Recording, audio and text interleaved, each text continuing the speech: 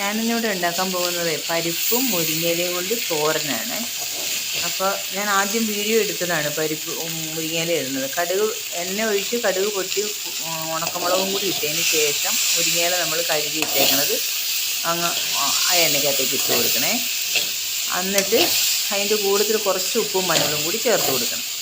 പരിപ്പ് ഞാൻ വേറെ സെപ്പറേറ്റ് വേവിച്ച് വെച്ചിട്ടുണ്ടായിരുന്നു. അത് മസൂർ ദാളാണ് വേവിച്ച് വെച്ചിരുന്നത്. അതാകുമ്പോൾ എളുപ്പം വെന്ത് നമുക്ക് കിട്ടും. അത് ഞാൻ വെറുതെ പാത്രത്തിൽ വെച്ചാണ് വേവിച്ചത് കേട്ടോ.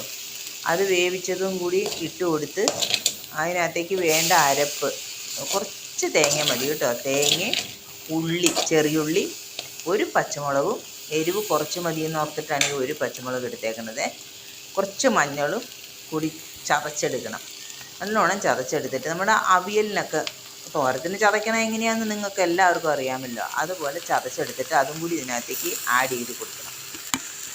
എന്നിട്ട് അതിൻ്റെ പച്ചക്കുത്തിൽ പോകുന്നത് വരെ ഒന്ന് ഇളക്കി തോർത്തിയെടുക്കണം. നല്ല ടേസ്റ്റാണ്. നിങ്ങൾക്കൊക്കെ എല്ലാവർക്കും ഉണ്ടാക്കാൻ അറിയാവുന്നത് തന്നെയാണ്. എങ്കിലും ഞാനിതൊന്ന് ഇവിടെ ഉണ്ടാക്കി ഇപ്പോൾ കാണിക്കാമെന്ന് വിചാരിച്ചു. അറിയാൻ പാടില്ലാത്തവർക്ക് കാണിച്ചു തരാമെന്ന് വെച്ചു. സിമ്മിലാണ് വെച്ചിരിക്കുന്നത്. എൻ്റെ ഗ്യാസ് എങ്ങനെയാണെന്ന് വെച്ചിട്ടുണ്ടെങ്കിൽ എത്ര സിമ്മാക്കിയാലും അതിങ്ങനെ ഫ്ലെയിം കൂടുതലാണ്. അപ്പോൾ അതുകൊണ്ട് സിമ്മായി, നേരത്തെ അത് അങ്ങനെയല്ലായിരുന്നു, നല്ലോണം സിമ്മായിട്ട് വരുമായിരുന്നു. ഇപ്പോൾ അത് സിമ്മാവുന്നില്ല. അതുകൊണ്ട് അടി പിടിക്കാനുള്ള സാധ്യത ഏറെ ആയത് കാരണം ഞാൻ ഒരു മിനിറ്റ് പോലും അതിൻ്റെ അടിയിൽ നിന്ന് മാറാണ്ട് നിന്നാണ് ഉണ്ടാക്കിയെടുത്തത്. ഞാൻ ആദ്യം എടുത്ത വീഡിയോ എവിടെയോ സ്കിപ്പായിപ്പോയി, എങ്ങനെയോ പോയി. അപ്പോൾ അത് കഴിഞ്ഞ് നോക്കുമ്പോഴത്തേക്കും ഞാൻ മുരിങ്ങയില വെന്തിട്ടുണ്ട്.